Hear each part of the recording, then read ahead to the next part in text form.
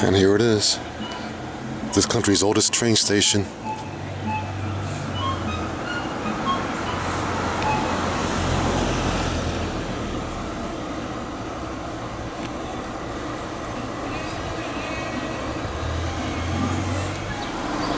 And today it's free admission, thanks to the Ellicott City flood. So let's step on in for the first time. Opened 1831.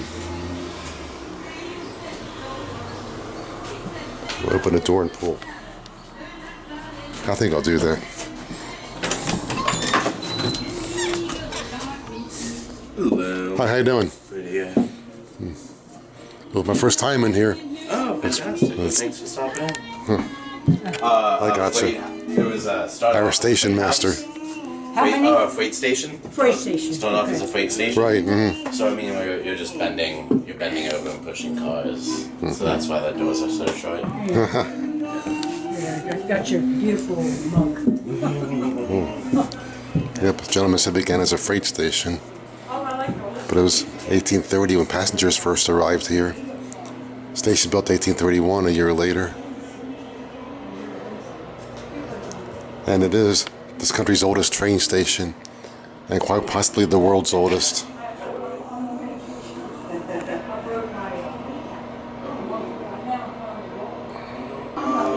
And how it all began back in 1830. The growth of the area around here, notwithstanding the floods. Just got permission to go up these cool steps. I think I'll take advantage of it. Yeah, she can stay here. Huh? Look at the cat. Actually, here at the top of the steps says track level. You would have to go up these steps to board the train. More displays up here. And whoever that guy is up there in the picture, I couldn't tell you. He's on pennies, right? And the depot bell. Every train depot needs a bell, just as every train does.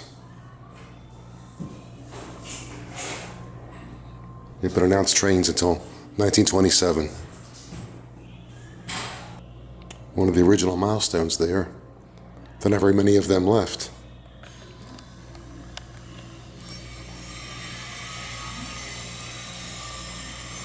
And the sounds of progress outside. Out there somewhere. And how the place looked when the line was still double tracked. Now just down to one track. The B&O's old main line, now CSX. And I've ridden that way twice myself. And an eastbound commuter train pulling into the station. And what's happening in this room?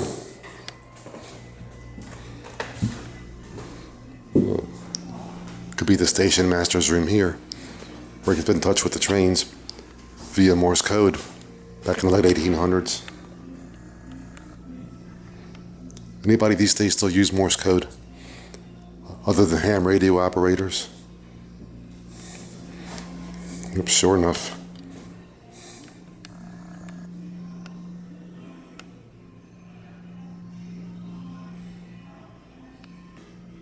Wow, should I? I can do SOS, that's about it.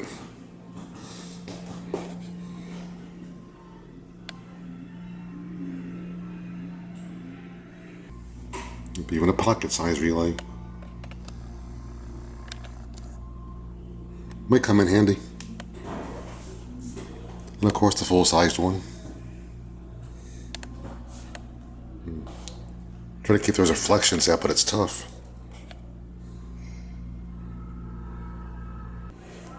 And something for you geeks out there. All right.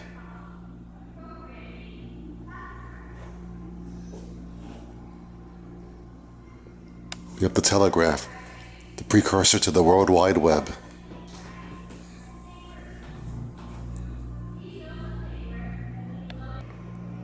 The sign says relay. That's the first place on the B&O where they changed teams of horses where they relayed horses, so to speak. There's also one on the Northern Central where the Green Spring branch used to go off. That was relay at one time too. Now known as, I believe, Holland's Station. And over in this room, we have the one-time waiting area. There are benches here back in the day where you may wait for your train. Through those double doors is where you went to catch it.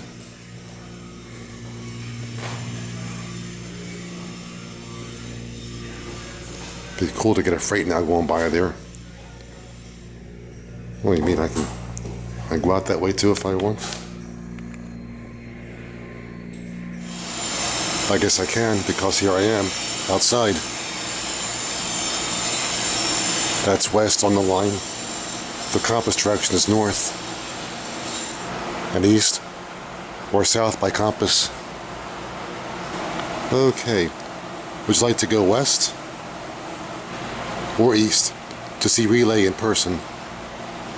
And Baltimore too. Take your pick. Maybe I'll try that. Let's see. Oh, well, I got one ding out of it. Okay, where's our train?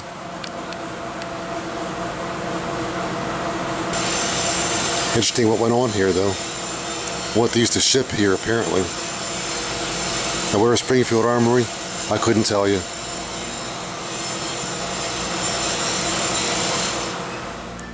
I'm now back in, but she used to go out and ring that bell because she heard me ring it. Freight house and caboose. Let's go have a look.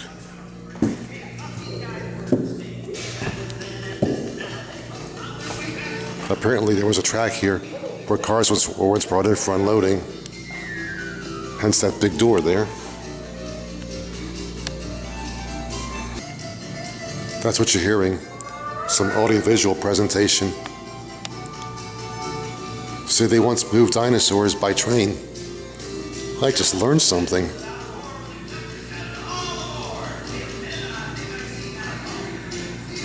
Did they just dump them out like that? No way. That's cruelty. Alright, had her fun too, apparently. Don't you hate when people see a camera and wave to it? Ever hear the story of the Tom Thumb, the Beano's first practical locomotive?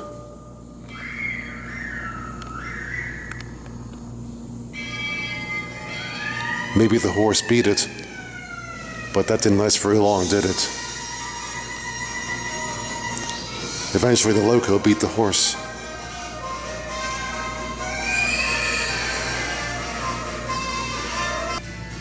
And the way things were once upon a time. Railway Express Agency. Who recalls them? I do.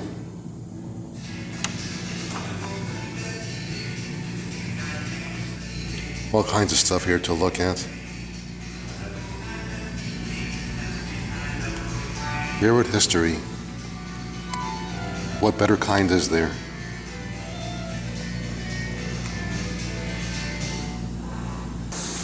Does anybody still ship stuff COD? I haven't in 45 years.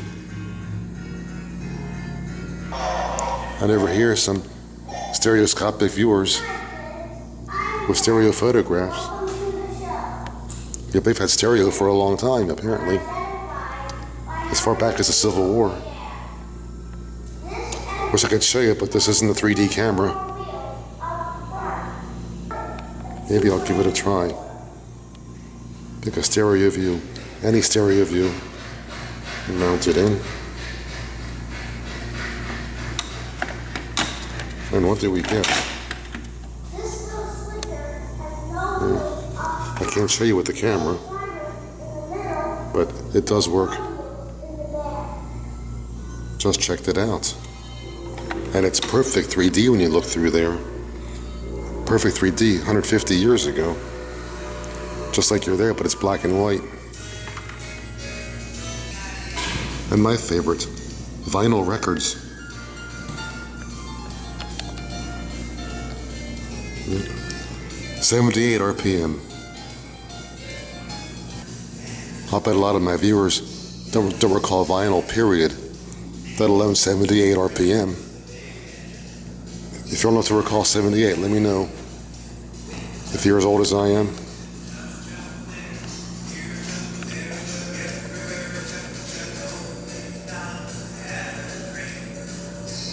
Well, McDonald had a train. I guess he got out of farming. Wasn't practical after a point. Wasn't profitable. I don't blame him, frankly.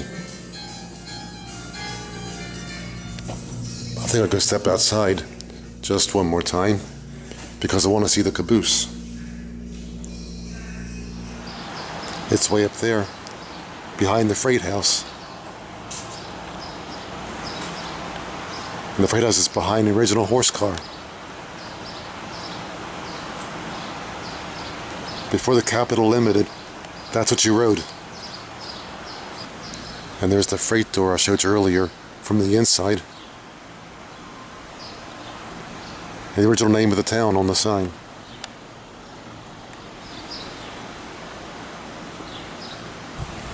The turntable is here in this round area, but removed about 30, 40 years ago, something like that. But they once pulled freight cars up here and turned those tiny locomotives around.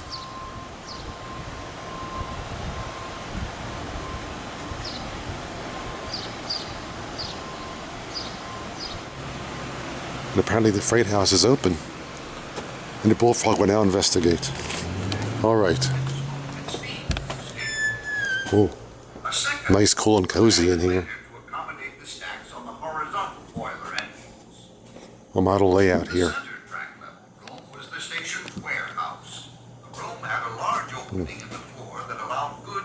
They have dark, moody lighting in here. The north end of the building nearest to Main Street. And over here, an HO model of Relay, one with the Relay Viaduct Hotel Station, which was raised in 1950. Across the way there's Relay Station, also long gone. Ellicott City station served the Union Army as an important supply link. What's it supposed to represent? St. Denis. And materials. Commercial And over here, the Thomas Viaduct. For your pleasure.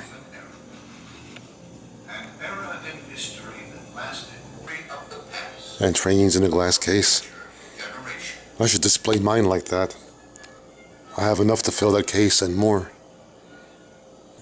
And over there, a model of Carroll Mansion, built by Charles Carroll the Bannister in the mid-1800s, or before the 1800s actually. And over here, a roundhouse looking a lot like the one in Martinsburg, West Virginia. They all had a similar look to them, all the B&O roundhouses. Very detailed though.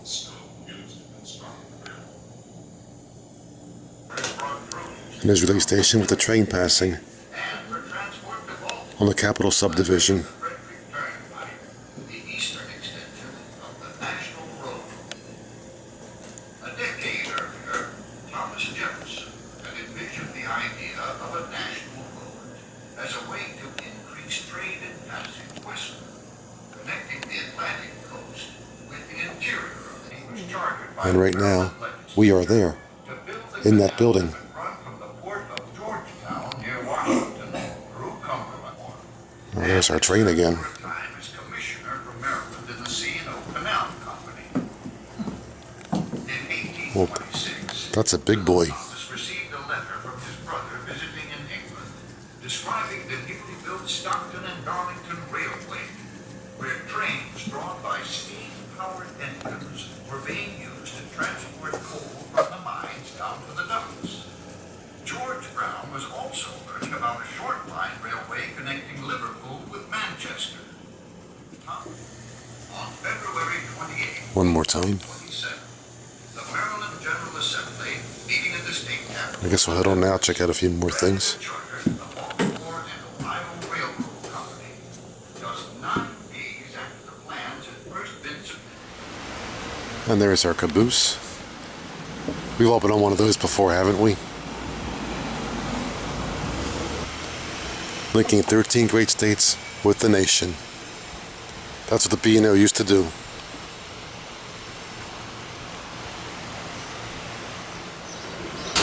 Alright, let's go in.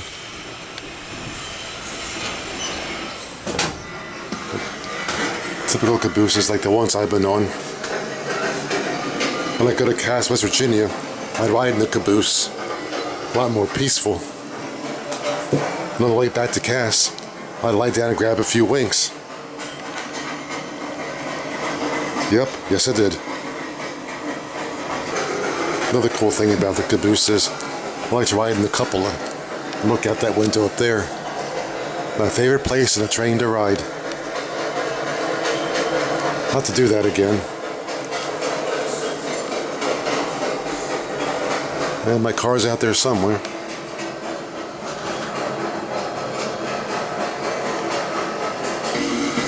And the origin of the word.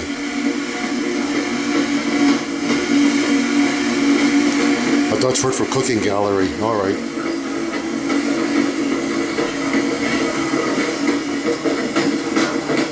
Nope, no train. The sound here is coming out of that speaker.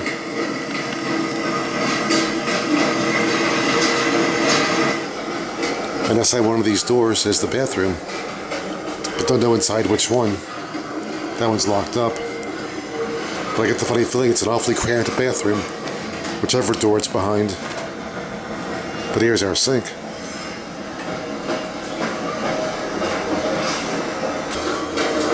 And over here a stove for both cooking and keeping warm. Dual purpose. The stoves in the Cass cabooses do a really good job keeping the thing warm. Alright, head back out.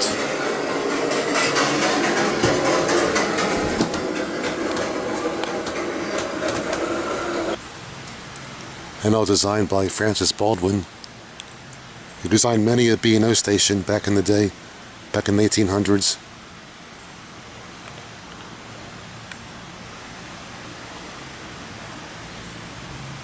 In fact, one might say that Francis Baldwin is the Frank Lloyd Wright of train stations. Best way to put it. And back to the main station, because that's our way out.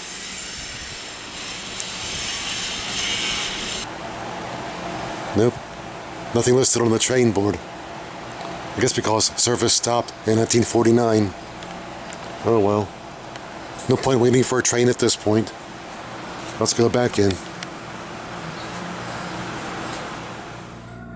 I know one thing. Women's dresses looked a lot nicer 150 years ago.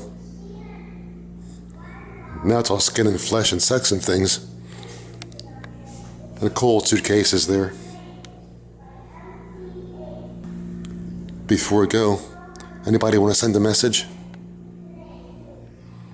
And back in the station master's office. We'll check that out. I hope I don't get pigeonholed. Alright.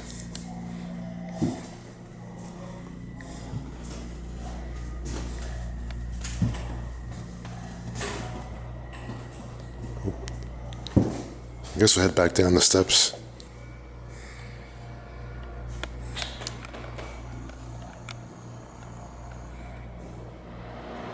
And back downstairs in the first room. But as they say, sometimes it's better off just let sleeping cats lie.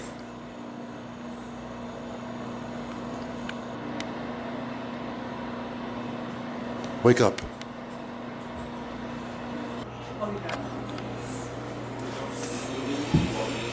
And of course, the obligatory gift shop.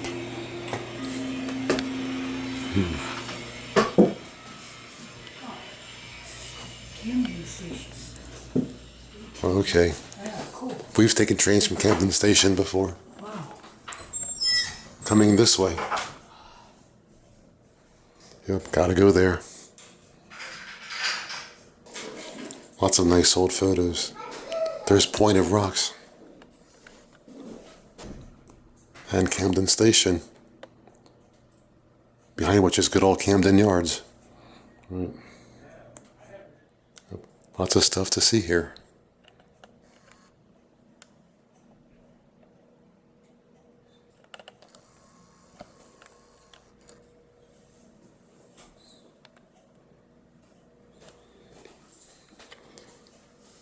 We had a great visit here at this country's oldest train station. History. Well, gotta sign the guest book. That's imperative. Up and outside there, flood repair still going on. Alright, I guess we'll head on out there now. Alright. Back into the hot air. Hot day today. Back into Ellicott City. As I said, flood repair is still going on. Hope they bounce back real soon. And of course, it's on a national register, which it deserves to be. And there's your visit to the country's oldest train station, which is still functioned as such. Maybe one day, you never know. All right. Signing off from Ellicott City.